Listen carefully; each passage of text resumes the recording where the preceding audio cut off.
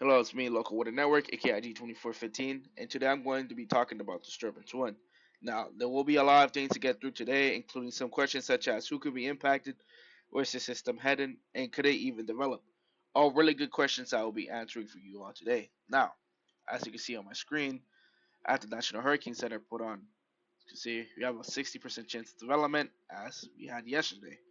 As well as for the next 48 hours, we have a 0% chance of development in the next 48 hours. And as you can see, a majority of Florida and all of Bahamas, they're all in the cone.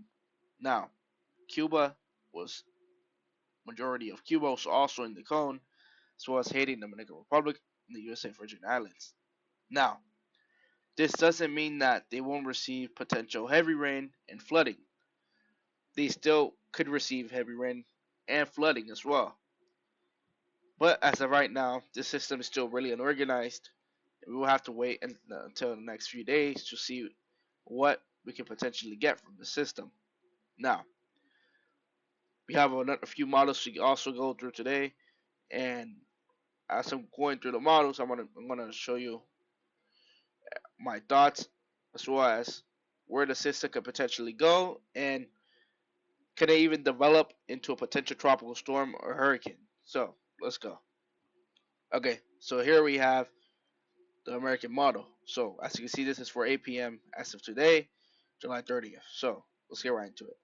So as you can see, this is where disturbance one is currently located. As you can see, brings potential heavy rain to Jamaica, Cuba, Dominican Republic, the Bahamas, and over Florida and moves west. See right here. Now, this is where things get interesting. It starts developing into a depression, becomes a tropical storm in the Gulf of Mexico, and becomes potential Category 3 hurricane, as you can see right here. And it hits Louisiana as potential Category 3 hurricane.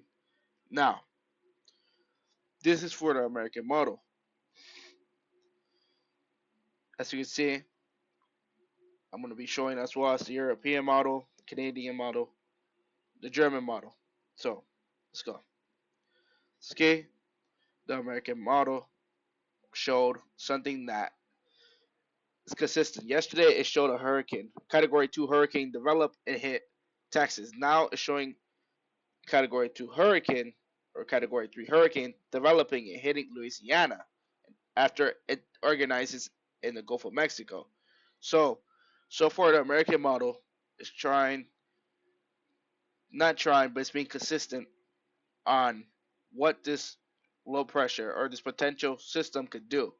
Now, this is going to be the European model. As you can see, 8 p.m. See, there it is. Again, only 90 hours, but as you can see, goes over Haiti, Dominican Republic, Cuba. Now it goes to the Bahamas, but it's just it's only 90 hours. I can't really show it out.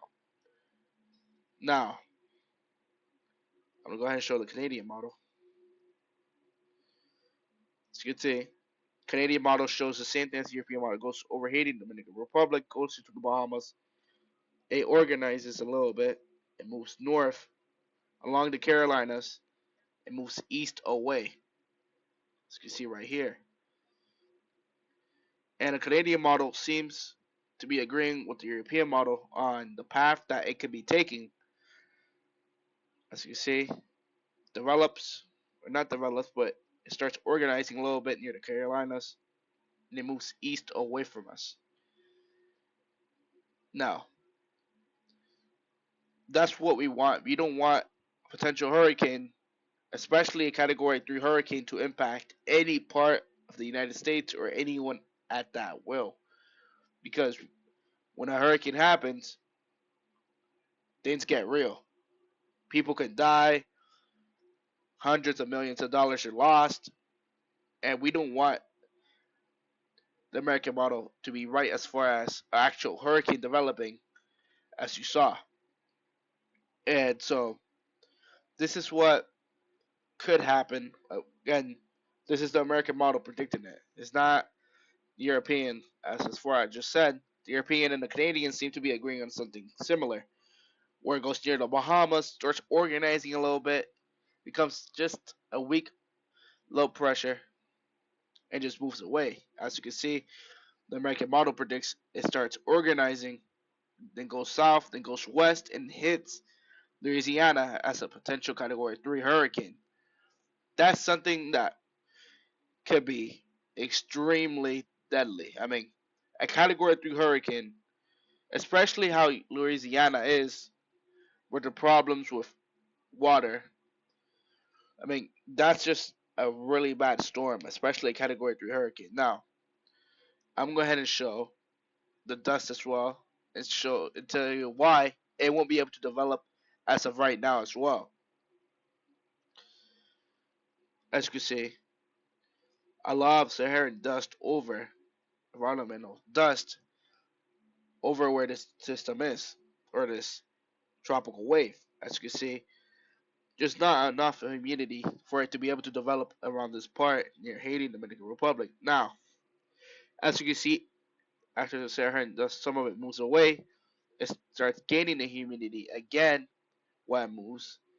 And that's where, as you can see, it's right here, and that's where after it crosses Florida, it starts gaining that potential humidity to start forming, and it takes advantage of it and becomes a potential Category 3 hurricane. It impacts Louisiana.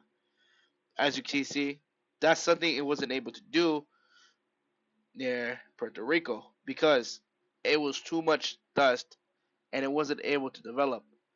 As you can see right here, it won't be able to develop into anything as of right now with all the dust with the American model. It won't be able to develop because there's not enough humidity for it to develop. Goes over Florida, develops into Gulf of Mexico. And this is just as of right now.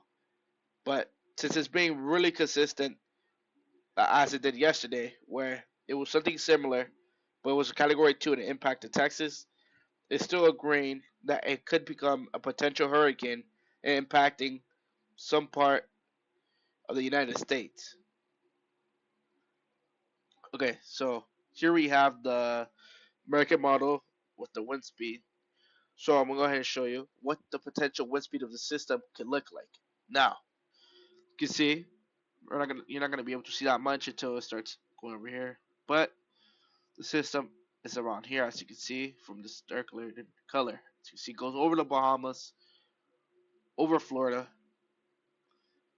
Now, as you can see, it starts organizing here, and because it's low pressure, it starts becoming depression, and it becomes potential Category 3 hurricane, and it hits Louisiana. Now, I'm gonna go back and you're gonna be able to see it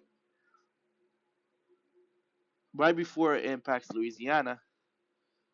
I'm going a closer view with the southeast U.S. view. You can see the potential winds of the system could look like something around 110 miles per hour or 110 knots, which I believe, if I'm correct in theory, is around 126 miles per hour. A system that's extremely powerful, and I mean the wind speeds are near a Category 4. That's how strong this thing could be. Now, this is the American model. Like I said, this thing just seems to be really accurate. I mean, as far as I'm concerned, the American model keeps predicting a hurricane happening somewhere in the Gulf of Mexico with this pressure, this system, where it starts organizing like it did yesterday, or it was organizing under Tallahassee, goes south into the Gulf of Mexico, goes west, it goes north, and hits Louisiana. Now it's predicting even stronger system. Now, this is of right now. It could change, but since usually when it starts being consistent with its predictions, it could potentially happen. Now I'm going to go ahead and show the European model. As you can see, this is for 90 hours. It's not going to show much, so I'm going to have to go ahead and go to Western Atlantic view. Now, as you can see, this is where the tropical wave is at right now. As you can see, it's moving west. See, doesn't have much wind power. Since it's relatively unorganized. But right before it goes to the Bahamas. Now, the Canadian model, it should show this. I just don't remember if it does.